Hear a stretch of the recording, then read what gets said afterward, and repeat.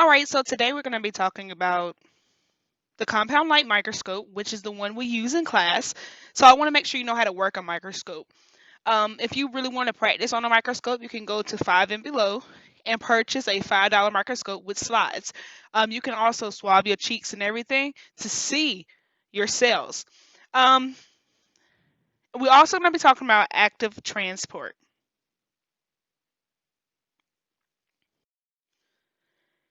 So here, this is the microscope. So if you look at this, you have to know the pieces of the microscope. I will have a quiz for you. So this little piece right here is the ocular lens. This is your eyepiece. This is where you see. We call this right here the body tube. So this is the arm. The little bent area is the arm. And here we have the revolving nose piece. So the little piece that hangs off, we call that a nose. And it moves around. Now, every little single piece, little silver piece right here are called objectives. Now, these objectives have different powers. You have to know this, of course, is the base. All right? And if this is the arm, sometimes they call this area the neck. So this little black piece here, that is the stage. All right.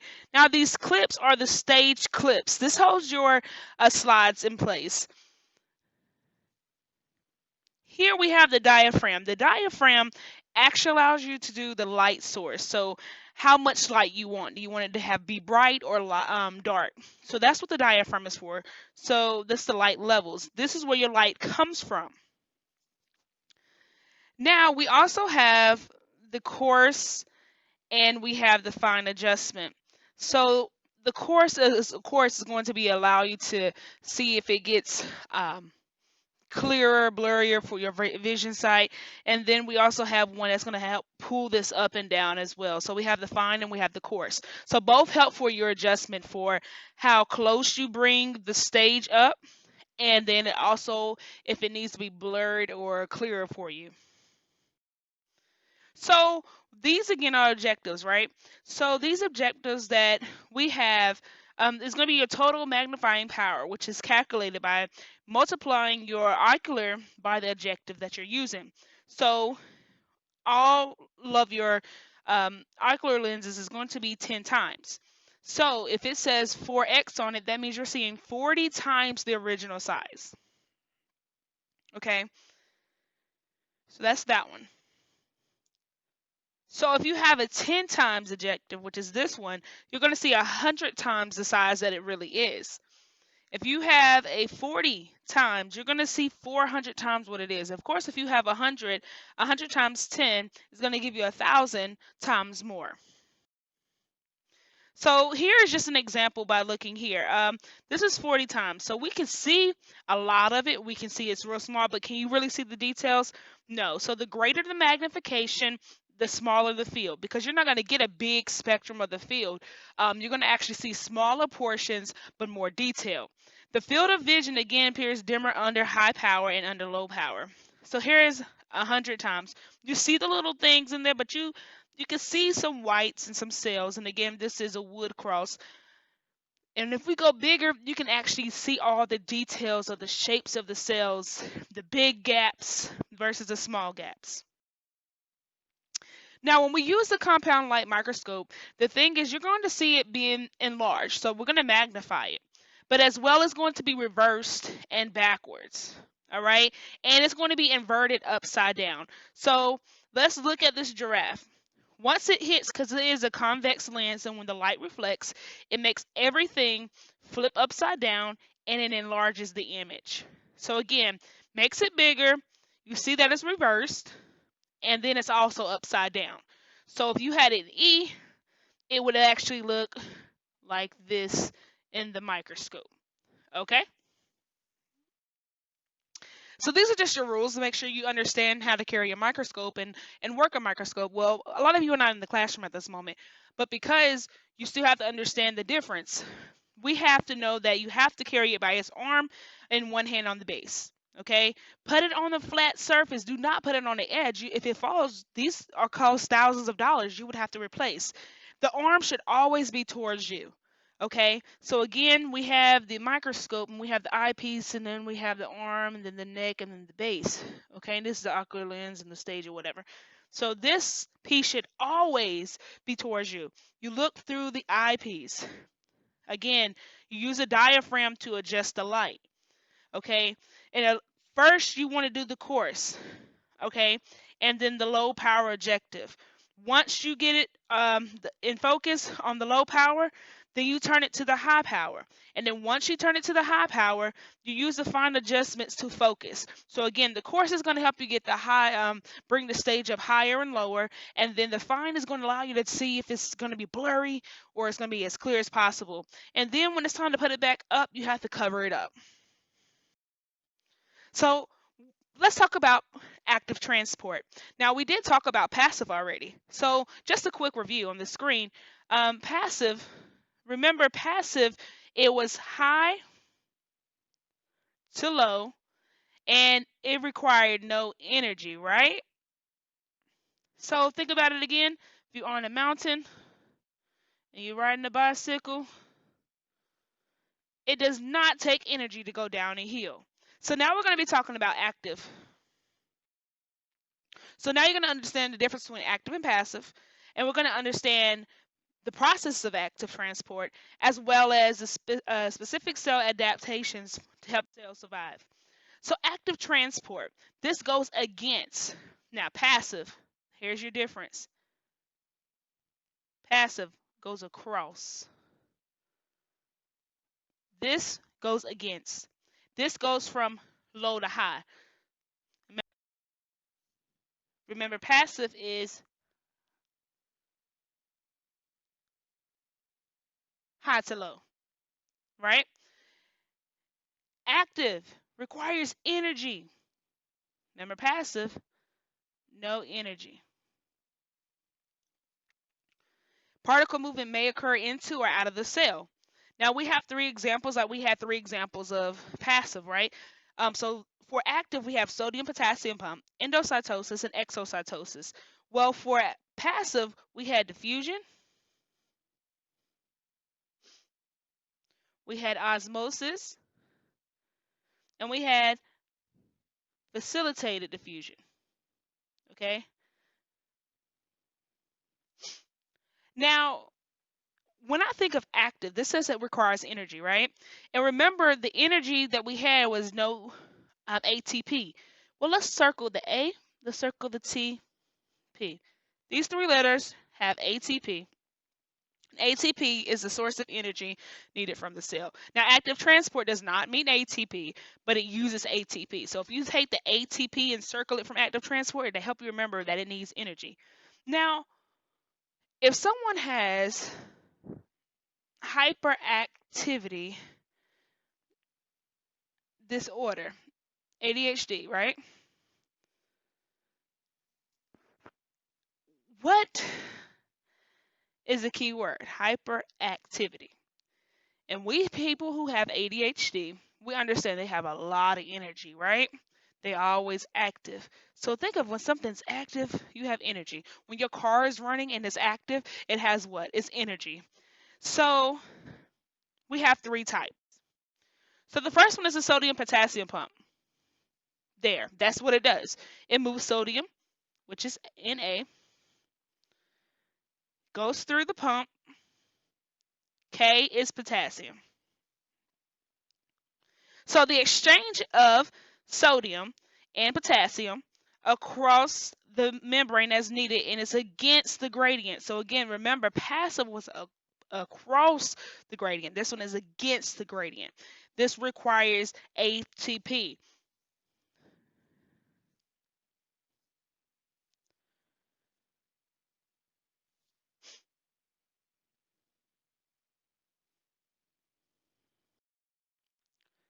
So now we have endocytosis.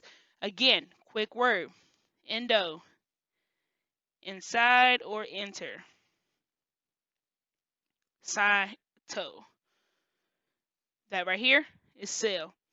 So we have to enter the cell. Well, if you have to enter something, does that not require energy? Yeah, it does. So that's going to be active. Now, this is when the cell engulfs and takes in material from the environment and enclosed by a protein becomes a vacuole or a vesicle. This again requires the ATP energy that we were talking about. But here, this is the key word, engulfs, endo. So this basically means it eats. Okay, look at it. It's eating it. So the little things that's floating around, it has a little mouth and it's grabbing it. And once it grabs it, it places it them, as you see here, that's a vesicle, like a little vehicle that moves the stuff. So again, endo, entering, eating. So there's two types of endocytosis. Again, we're talking about endocytosis. Phagocytosis. So phago has the F sound. Okay, so when I think of the F sound, I'm going to say food. So food eating, right? So that is going to be your bigger materials. So phagocytosis is cell eating, which is more like the food. Pinocytosis, I think of, if you like pina colada, right? So we drink it. So cell drinking. So pinocytosis is going to be cell drinking. Phagocytosis is cell eating. So phago, food, pina colada. We also have exocytosis. So if endo means enter, exo means exit or leave, right? And again, cyto means cell. So we're going to say exit or leave the cell. So if it takes energy for you to come in, it takes energy for you to leave. All right. So it says it's used by cells to excrete or expel waste. Now, this requires energy. When y'all go to the bathroom, don't sit here and lie. Sometimes you got to push a little bit, right? That requires energy for you to remove that waste from your body. Okay, it just doesn't just come out. Your body has to push those muscles. So look at this little picture. Doop, doop, doop, doop, poop. Popped out. Okay, what happened? You have a pimple and you're trying to pop it. It's just not going to pop on its own. You have to do what? Squeeze it, push some energy, and all of a sudden it pops out. So again, this is used to excrete or expel waste. So exocytosis leaves the cell. So what are adaptations in cell survival for cell transport? Well, unicellular cell survival, we have the plasma membrane, which you know is selective, right? And remember, the job for that regulates what comes in and out the cell, as well as the key term of homeostasis, which means to balance. The contractile vacuole, now we know what a vacuole is because it stores, right? But a contractile vacuole helps excess, so when it's needed. So if you have to contract, that's more like a muscle, right? So it's only as needed. It's like a pump. Whenever you need it, we pump it out. Now on this right here, it has an eye spot. So this eye spot, you ever went to had a pool and you seen like the algae and stuff that swims on top of the water? Just go where the light is, and then you just see that all that green stuff kind of grow in one little area. That's my son, and that's like a thing of water. That's the eye spot, and the eye actually finds sunlight to give them photosynthesis so they can move and eat. Swim towards higher. So cilia. Cilia is the hair-like projections that's used for movement on cells such as bacteria. It actually rows, okay? So it rows. Now, flagella is the tail-like structure that's on sperm and other things that move like a snake. Pseudopods, yeah, pseudopods. So this right here is a wee beastie that was the amoeba that was pretty much found with Anton when he looked under the pond water. Now, these little squiggly lines right here are not just squiggly lines because they're squiggly lines. These little squiggly lines, those little things are feet or false foot, that's what they call it. But it's arms and legs that, as you see here, it engulfs the food that comes in. So that arms and legs, that little thing that's in the water, it is not just there, and it's not to say I'm swimming. No, it's not doing that. It's actually engulfing. So another unicellular cell survival behavior is that most behaviors are adapted to their environment. Okay, chemotaxis. Well, chemotaxis is a chemical behavior. Um, so if you think of the word chemical, it goes back to chemo. So if somebody had cancer, they had chemotherapy. Well, chemo means chemicals. So organisms direct their movement towards certain chemicals. So like, let's think about Thanksgiving. When you get up on Thanksgiving morning and you smell all that food, something draws you to that kitchen, right? You smell it. Well, this is what happens for them. Those chemicals draw them to get their food. They actually swim towards high concentration of food. Okay, so where there's a lot of food, they go into it because they smell it. But they also can smell if it's toxins, and so they swim away from it. You're not going to go to a bathroom that you smell that stinks, right? That's not going to pull you to that bathroom. You smell them chemicals in the atmosphere and you walk away. So, but Thanksgiving, you smell that food, you're going to walk to the kitchen. Phototaxis. Photo means light. So, light. Organisms direct their movement towards or away from light sources, including microscopes. The thing is, with a microscope, our light source shines all of the slide. So they don't really have much to go. But you'll see them move the whole time because they're really trying to get away from the light. So again, just as a quick review, what is the major difference between passive and active transport? Well, the biggest thing is active transport needs energy, and the energy is called ATP. And remember, circle the A, T, and the P to give you your ATP. Also remember, passive is high to low. It doesn't take any energy, as well as we have three types. Active is from low to high. Now, remember when I told you it doesn't take any energy to go down the mountain? Well, let's say you're on a bicycle. Now you got to get up the mountain. It takes a lot of work and a lot of energy for you to get up that mountain, right? So that is why that is going to be active. So, true or false? When a substance goes from high to low, it is saying it's going against the concentration gradient. That is false. Remember, low to high goes against, and then high to low goes across. Those are key terms, okay? And what type of molecules will need energy to cross the membrane? Anything that's too big, right? So if you're too big, you're going to need a little bit of help.